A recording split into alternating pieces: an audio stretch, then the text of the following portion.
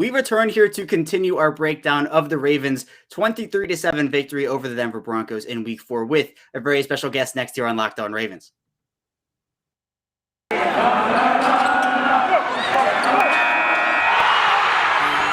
You are Locked On Ravens, your daily Baltimore Ravens podcast, part of the Locked On Podcast Network, your team every day.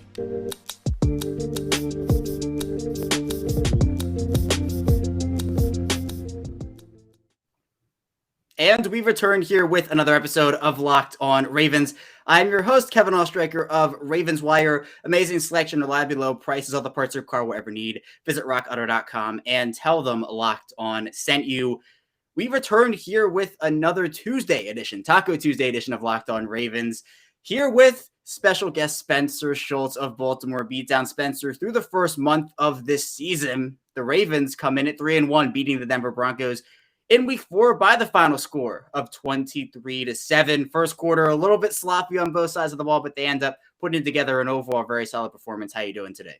Doing quite well. You're absolutely right. It was a game that felt like it was going to be a drag down, another maybe thrilling finish against a team with a winning record in a tough place to play, with the altitude being a disadvantage. And, going back before this season started, you look and you say, 3-1, that looks pretty good for the Ravens. You think this is a team that's going to start 3-1.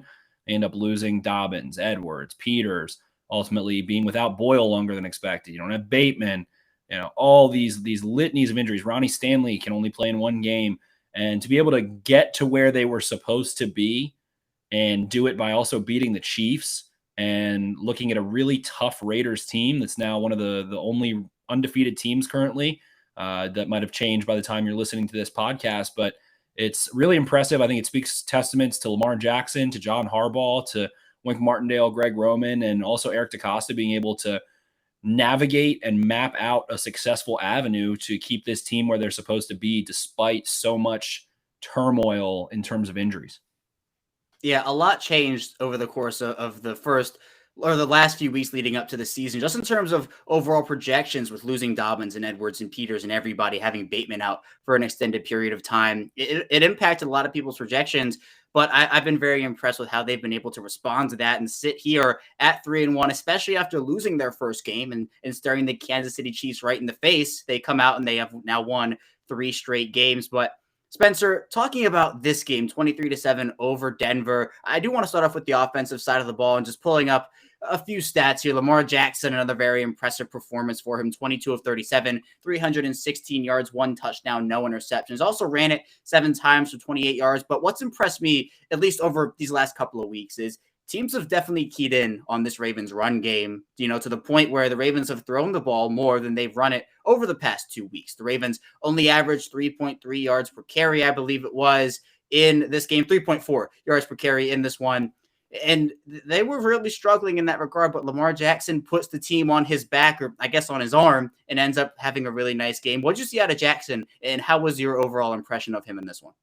I think it was a really impressive performance from Lamar Jackson, in a sense that when the game started, we saw the double clutching. We saw some of the hesitation that you see from Lamar Jackson in the pocket when he doesn't play his best.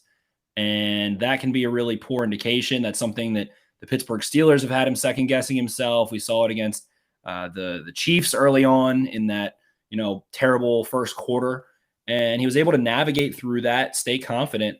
And I think one of the biggest developments of this team is both Lamar Jackson and Greg Roman's confidence in this receiving core. Sammy Watkins, I think, has been a godsend for this offense in terms of being able to have a veteran receiver that can be relied upon to move the chains, to go win one-on-one, can line from the boundary, pretty much all the time, and go win and get some first downs when you need them.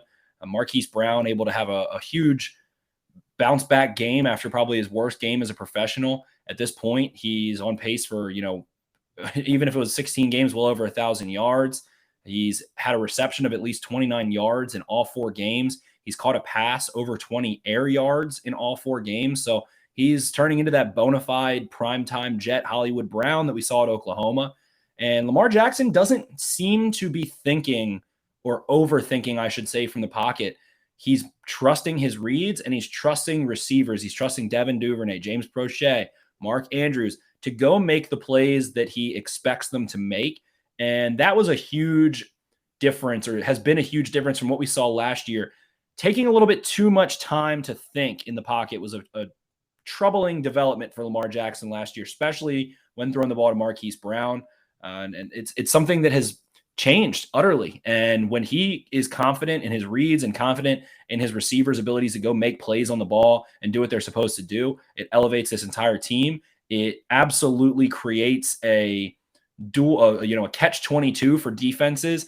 And it also allows the Ravens to kind of save some of their exotic run packages, kind of run concepts. Last year, they weren't having a proficient passing game. They didn't have the pass protection. Lamar Jackson was holding the ball. So you see Greg Roman evolve into this empty motion offense using J.K. Dobbins, bringing him in motion, running a ton of bash, using Lamar Jackson's legs.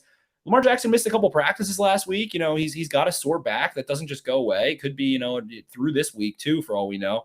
And the Ravens haven't had to rely on their run game in that sense. I think that they actually did have some pretty successful runs in some key situations on first down and some things of that nature, especially, the Latavius Murray touchdown. And also when they're backed up against the goal line, Latavius Murray is able to go get 5 yards. I like some things I saw from the backs. We'll get into that. But they haven't had to force the run game.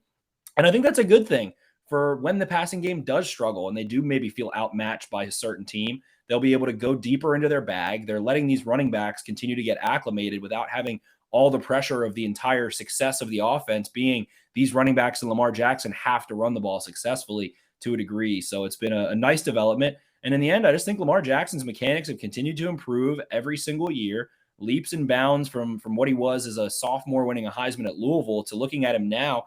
And he's throwing the ball over top. He's able to variate between the touch or velocity. It feels like he has more torque on the ball from his base, from being able to drive through his hips, doing the Dak Prescott dance that everybody likes to make fun of. He's able to use his hips and engage them a lot more. His base is very pristine a lot of times. He's able to throw from so many different arm slots, and the deep ball has been whistling. He's been throwing Nerf balls back there. The spiral's tight. That entire narrative is nixed, even though, guys like Peyton Manning were never tight spiral throwers. But it's a beautiful ball. He can do touch. He can do velocity. He's throwing it to the perimeter with confidence. He's confident in his receivers to make plays on the perimeter. And again, it just makes the Ravens absolutely lethal as they continue to get this run game up to where they want it, considering the injuries to Edwards and Dobbins and Stanley and everybody, not having Nick Boyle, all this good stuff. Yeah, and that's where I want to go next, Spencer. You bring up a lot of good points there. This Ravens team, they have a lot of new faces. I mean, literally, they lost every carry, yard, touchdown from the 2020 team. They're working with an entirely new backfield. The Ravens make Tyson Williams pretty surprising and active, all things considered. He's averaging about 6.1 yards per carry. They bring up Le'Veon Bell from the practice squad. And, again, the run group struggled. The run game struggled, 3.4 yards per carry. But do you think, Spencer, that this team needs, again, a bit more time to continue acclimating all these guys and just figuring out who fits in this offense? Because they kind of took who was available in a sense because they didn't have anybody. Tyson Williams played well in the preseason in 2021. So what do you think went behind the Tyson Williams inactivation? And did it have to do with the fact that the Ravens are just trying to see who can perform in this offense? Definitely a little bit of both. I don't think the Ravens love Tyson Williams' kind of IQ in the pass game. We've seen some miscues in terms of checkdowns with Tyson Williams, probably 2 or 3 times where Lamar Jackson tried to lead him upfield and he wasn't moving, or just some miscues there. It seems like the fumbles were probably a pretty big issue. Last week, he led the running backs in snaps with 29, but they probably were pretty pleased with what they saw from Le'Veon Bell in practice. So they wanted to elevate him. Latavius Murray is Gus Edwards in this offense. He is that exact role. He's, a pretty good replication. I would say he's, 80% maybe of what Gus Edwards gives you, being able to run those inside concepts and some power from the pistol formation and run downhill. I thought Latavius Murray actually had a really impressive performance, getting tough yards, moving piles, running into some stacked boxes on a Denver team that was keying the run. And I was impressed with what I saw from Murray. Is he, a shifty back? No. Is he a complete back? No. Is he crazy good in the pass game? Not at all. But he hasn't fumbled the football, and I think he can move piles, go get tough yards. Bell was really impressive to me. I find myself a little surprised to say that. I was not a big fan of them bringing him into Baltimore at this point in his career and knowing how big of a distraction he's been. But I'm definitely eating crow on that one. A lot of people, he's known for the patience, the Le'Veon Bell patience. Everybody likes to talk about that. But what is inside of that patience is a lot of unorthodox cuts where he's maintaining speed laterally and finding the hole. His vision is among, if not the best of his generation of running backs. And the vision hasn't gone away. He looks to have a little bit of juice left. He's able to spin out of a tackle in the backfield. He did some really nice things in pass pro. He lays a key block on for Devin Duvernay out wide and is able to spring a run after the catch that leads to a Justin Tucker field goal out of a 1st and 20 situation, something like that. So I really liked what I saw from Le'Veon Bell. I am really excited to see what he can do in this offense. And I think his vision and him setting up second-level defenders is a layer that isn't talked about enough, because his ability to do, like I said, do those unorthodox cuts and maintain speed while teams are trying to read Lamar Jackson as well and kind of getting linebackers lost trying to read the run. He's going to set up some really nice runs. I posted a couple on Twitter. It was just, 3-4 yard gains, but I see some big play potential, especially as he continues to work in this offense. And Devontae Freeman's role feels very defined. It feels like they trust him the most as an option back. They like to split him out wide, bring him in motion, run some of the bash concepts, the veer, all that good stuff. So he's the guy who's trusted with the mesh point exchanges. And, tying this back to Tyson Williams, he's a rookie essentially. Last year he never is on the active roster. He took his first NFL carries in week 1. He had a really nice preseason. I do think he has a lot of potential, but we felt the same way about J.K. Dobbins last year, who was a second-round pick through a month. Tyson Williams actually had more snaps in week 3 against the Lions than J.K. Dobbins had in any of his first 6 games last year. You're talking about an 1,800-yard rusher at Ohio State that was a second-round draft pick, comes in and isn't getting those kinds of touches. So the Ravens just don't trust those young backs at this point to come in and execute in pass protection with the mesh point in the option game, to be correct in the passing game as well. They really wanted to continue using Mark Ingram last year. Did it end up being a mistake? Maybe, but guess what? J.K. Dobbins was really fresh down the stretch as a result. So, imagining that Freeman and Bell and Murray, guys that are all, right around 30 or older, are going to stay healthy and active for every game, that's just not going to happen. And you're taking a lot of pressure off of Tyson Williams. You're making him want to work harder, want to study his playbook harder, all that good stuff. So, the Ravens still won. They didn't need Tyson Williams. And if they have him fresh, if they have him deeper in the playbook, if they have him really worried about pass protection and ball security, the fundamental aspects that are imperative in any level of football, then he'll ultimately, it'll pay off in the long run. So we're not, a lot of people want to comment about it. If you take away one long Tyson Williams run that I think, Kevin, you and I could have gotten 10 yards on probably because of what the Ravens did to the Raiders offensive line in that week 1 game on that 4th and 1. Yep, he's had an okay performance running the ball. We've seen some good vision. We've seen some good burst. He's young. He's fresh. So I don't think we've seen the last of Tyson Williams, but I also don't think there's any reason to, make it into this entire narrative of he's by far the best and all these things. They just trust 3 veteran backs who are all pro level players at one point in their career. So again, don't think we've seen the last of Williams, but I like what I've seen out of these veteran backs, and I'm excited to see them moving forward. Yeah, and I know, Spencer, you and I have talked before about how sometimes the Ravens don't give playing time to rookies at first, especially, later round draft picks or undrafted guys, because they do trust the veterans and the guys that they have had on their roster. So it's not a surprising development in that sense, but I know a lot of people saw, the 6.1 yards per carry, and they're like, why would you make this person inactive who's averaging 6.1 yards per carry? J.K. Dobbins, you mentioned his rookie season, 25 carries through 6 games. So, and he was ripping off like 40-yard runs and 30-yard runs consistently. And so the Ravens pretty much had to play him at that point because he was just, he was tearing up the competition. It's Williams, a long season, Kevin. It's a long season. There's plenty of carries to go around. He'll probably be a factor later in the year. Exactly. So I agree with you, Spencer. I don't think this is the end of Tyson Williams. It was a bit surprising, but when you kind of break it down and kind of get into it like that, it makes a lot more sense. We're going to head into our first break, though. When we get back, we're going to flip this field, talk about the Ravens defense in the Broncos game. So stay tuned for that. And we'll be back soon. But We're back and better than ever. All eyes are on the gridiron as teams are back for another football season. As always, BetOnline is your number one spot for all the pro and college football action this season with a new updated site and interface, even more odds, props, and contests. BetOnline continues to be the number one source for everything football. Head to the website or use your mobile devices on today to receive your 50% welcome bonus on your first deposit. Don't forget to use our promo code LOCKEDON to receive your bonus. From football, basketball, boxing, right to your favorite Vegas casino games. Don't wait to take advantage of all the amazing offers available for the 2021 season. BetOnline is the fastest and easiest way to bet on all your favorite sports. BetOnline, where the game starts. We return here our second segment of this Taco Tuesday edition of Locked On Ravens. Kevin Hulshaker still here with Spencer Schultz of Baltimore Beatdown. And Spencer, this defense, I think we talked about it a bit with how the first quarter went for this team, both on offense and on defense. But the defensive side of the ball, it kind of felt like they were missing a ton of tackles and they weren't executing well. But at the end of the game, we look back on it then, the Ravens team only gives up 7 points. They end up getting 5 sacks on Teddy Bridgewater and Drew Lock, get some pressure in there. The team stats for the defense, Spencer, I have to say they were pretty impressive, pulling up some of them here. 4.3 yards per play for Denver, holding Denver to 3 of 14 on third down. How impressed were you with the turnaround that this defense ended up making? Because early on in the game, it seemed a little bleak and it maybe seemed like some old habits were beginning to pop up. Certainly. I think that Malik Harrison stepped up throughout this game. I think that Justin Madubuike, Calais Campbell, the outside linebackers, Broderick Washington, Brandon Williams, all of them started to really be able to take advantage of an inexperienced Denver interior offensive line. They were without their 2 ideal starters in Dalton Risner and Graham Glasgow, as well as Lloyd Cushenberry as their starting center, who I did like coming out of LSU, but he's still a younger guy. Calais Campbell was able to have his way with the A-gap throughout the majority of that game.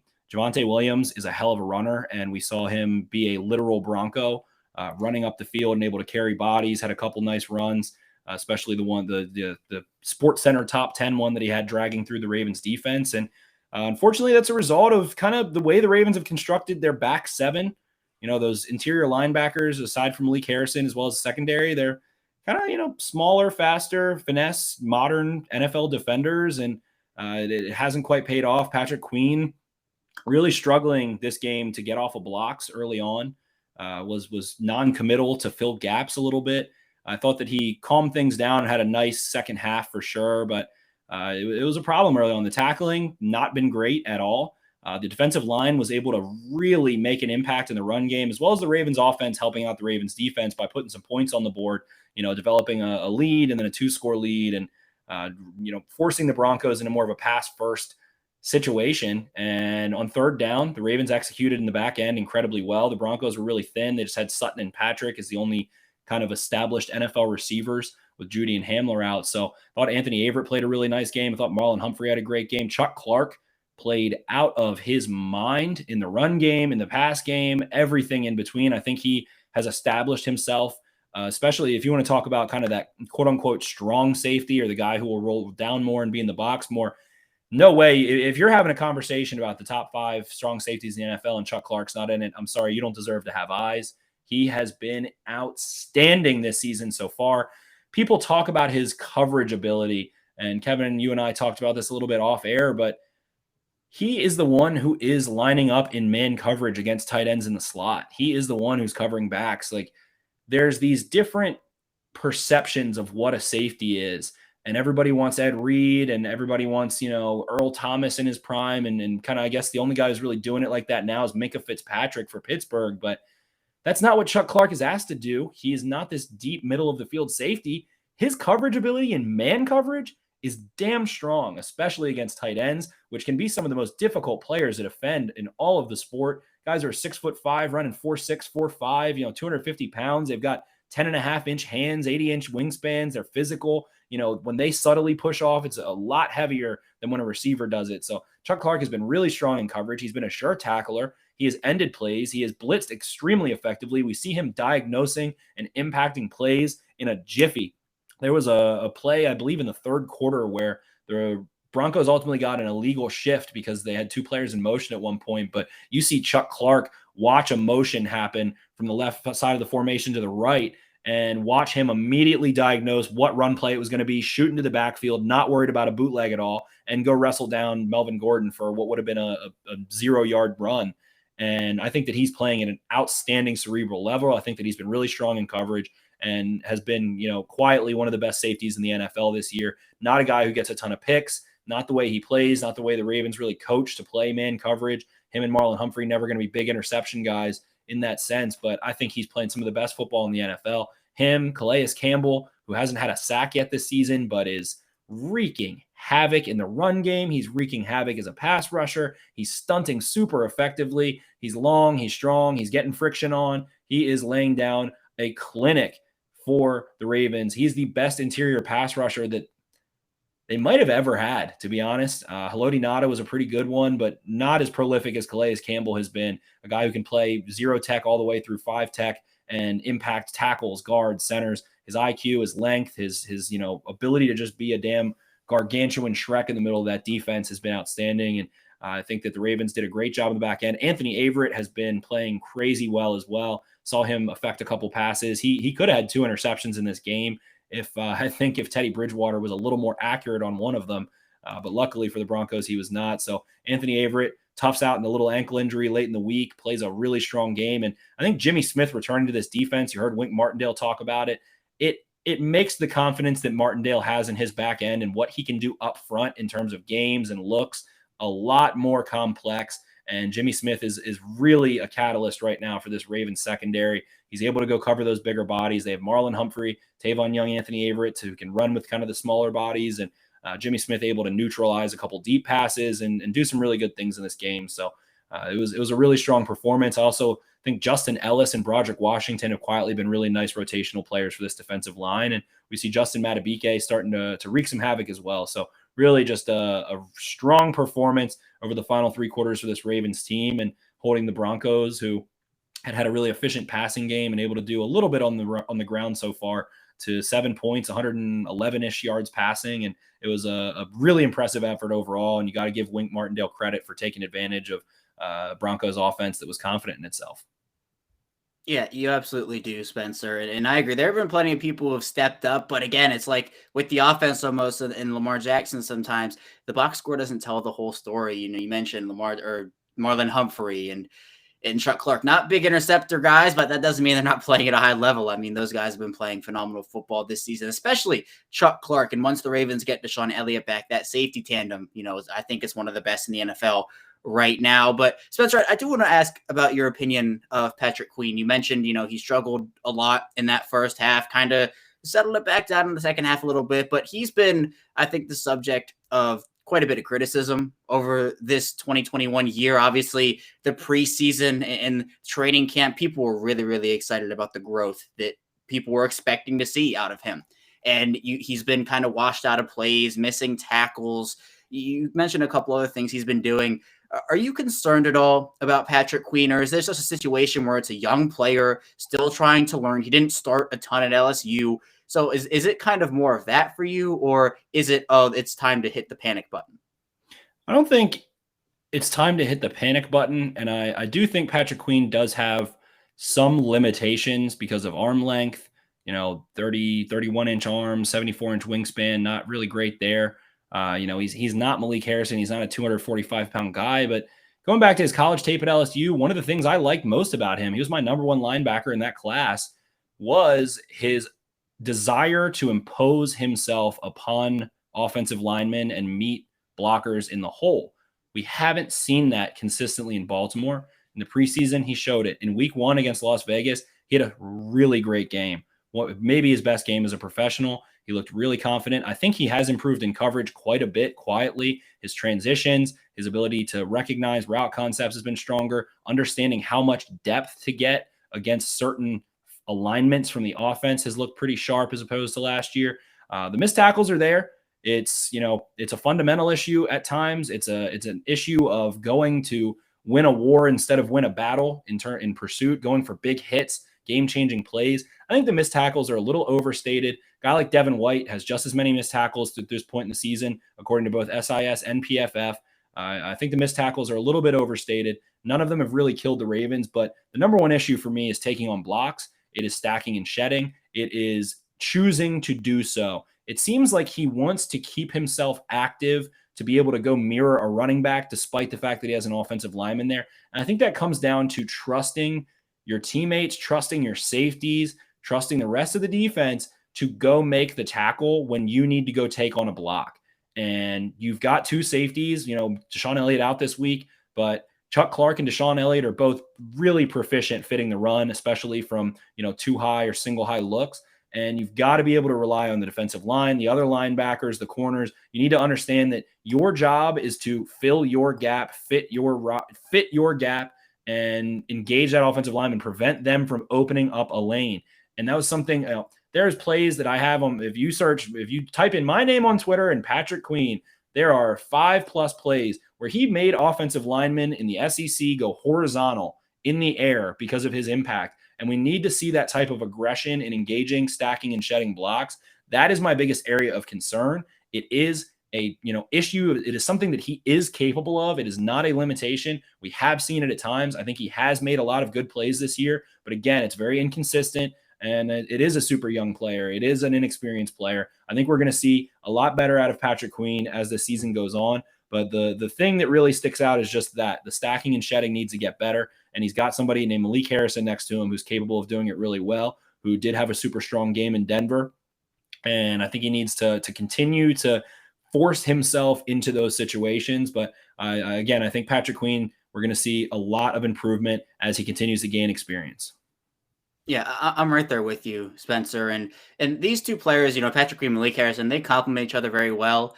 And it's just a matter of them kind of putting the pieces together. And I agree. I think that as the season goes on, as we look back at this at the end of the year and in January, February, March, whenever, we will look back and say, yeah, Patrick Queen was inconsistent over the course of this 2021 season early on. But then as the season went on, I think he started to show a little bit more. I think that's what we'll be saying.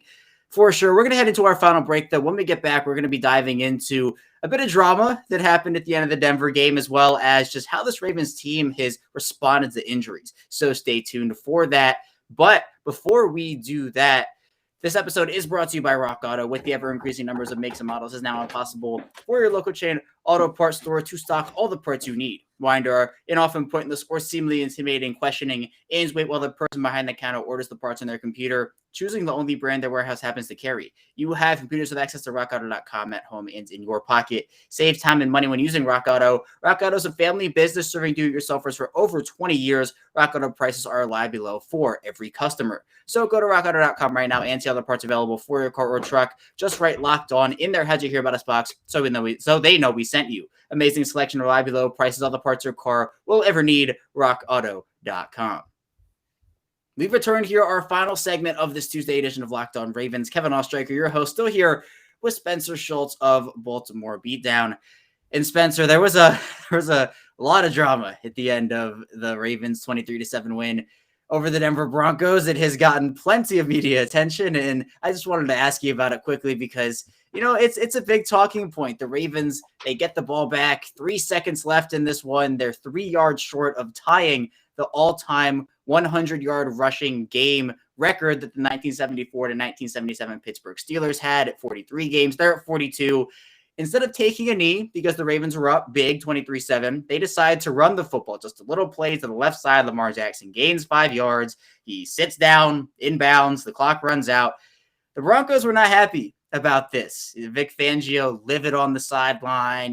The next day during his press conference yesterday, called it BS and said, yeah, they don't care about player safety, like all this crazy stuff. Is this overblown to you? It feels overblown to me. It's talking head perfection. It's Max Kellerman and Stephen A. Smith's morning cup of coffee.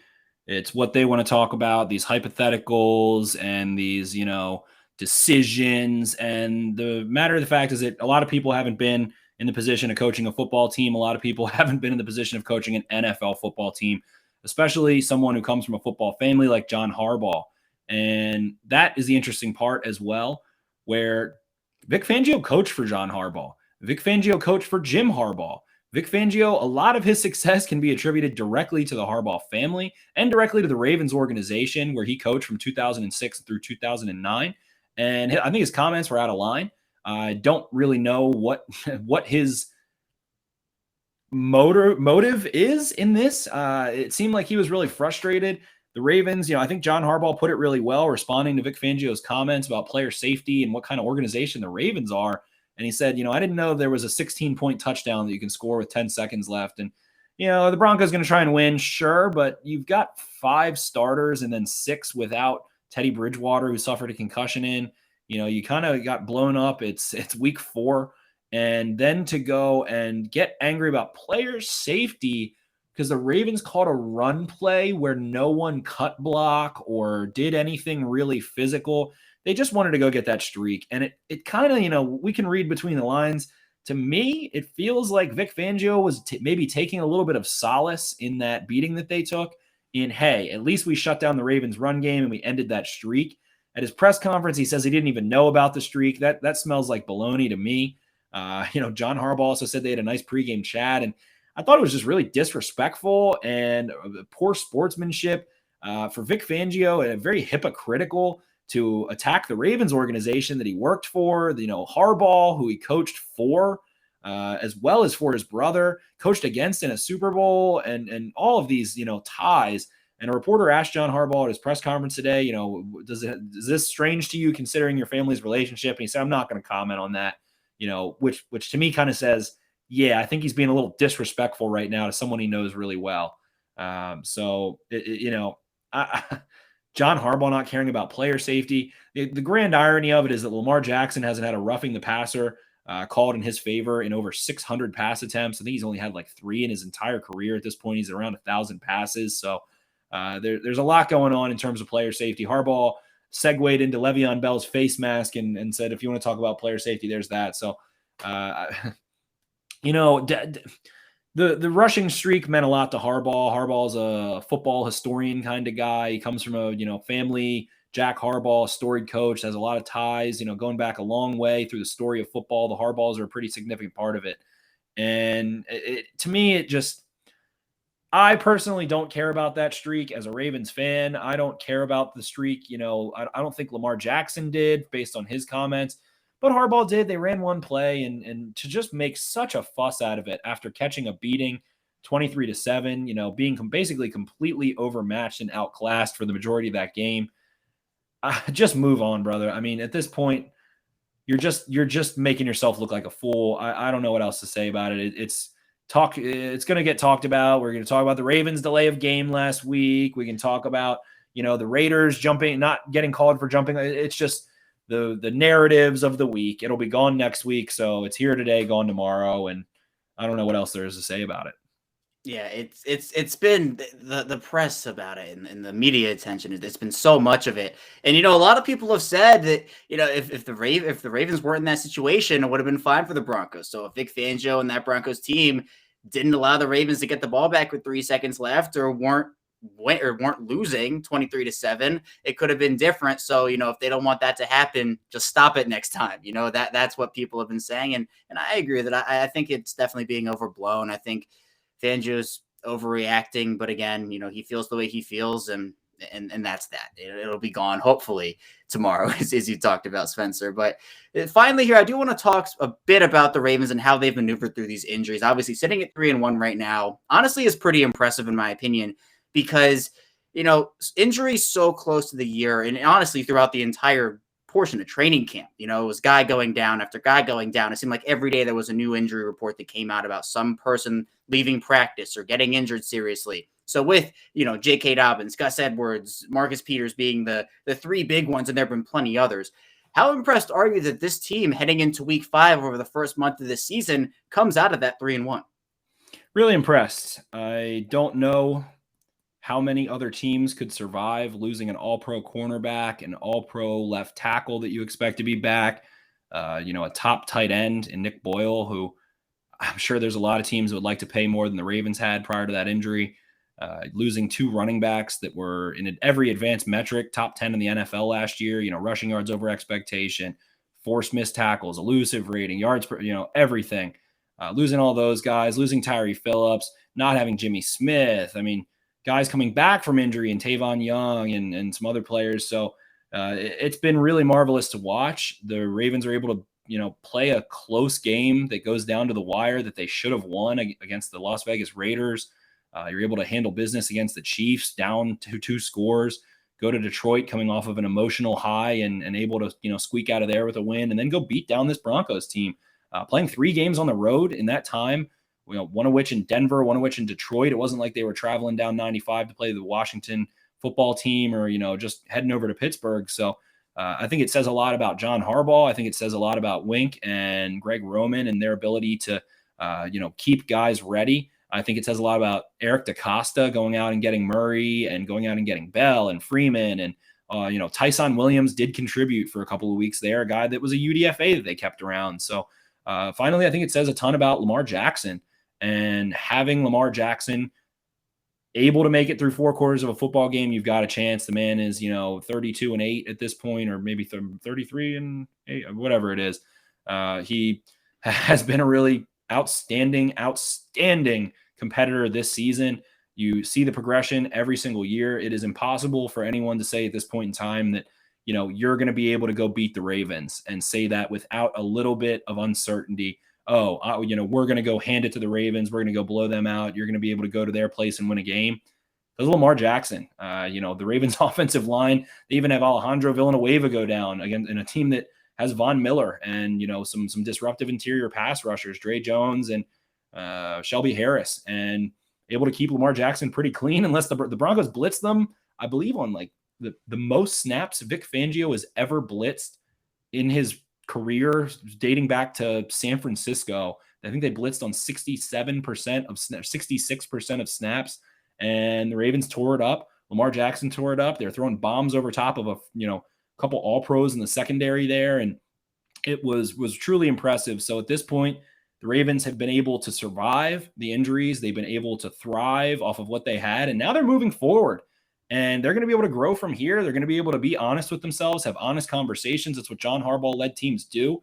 They're able to truly self-scout in an objective sense and take inventory of what they're capable of doing. I think that T. Martin, Keith Williams, and Greg Roman's passing scheme have been a beautiful marriage. They're running a ton of play action on first down. They're throwing the ball to the perimeter, and I think that's making this offense click so well. And Wink Martindale, the defense didn't have an outstanding start. They had some struggles in Detroit. They, got beat up by the Chiefs for a little bit there.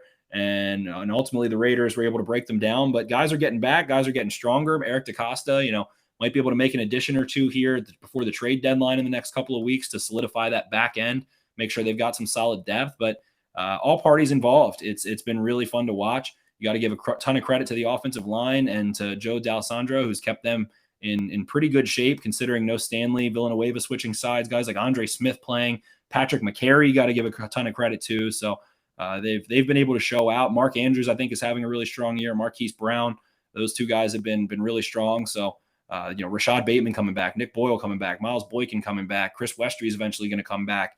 And that's a testament to these Ravens being able to grind it out over the first month of the season. Finally able to play in a game where it wasn't, a thriller at the end of the game, and they kind of confidently won and are able to go back home. And they're about to play at home for a month straight with a bye in there, then go play a Miami Dolphins team on a Thursday night that's, been struggling. So the Ravens are sitting pretty right now. And it's, they're looking like the class of the AFC despite these injuries. So you can't say enough about the coaching staff. You can't say enough about the front office. You can't say enough about the depth players. And you certainly can't say enough about Lamar Jackson.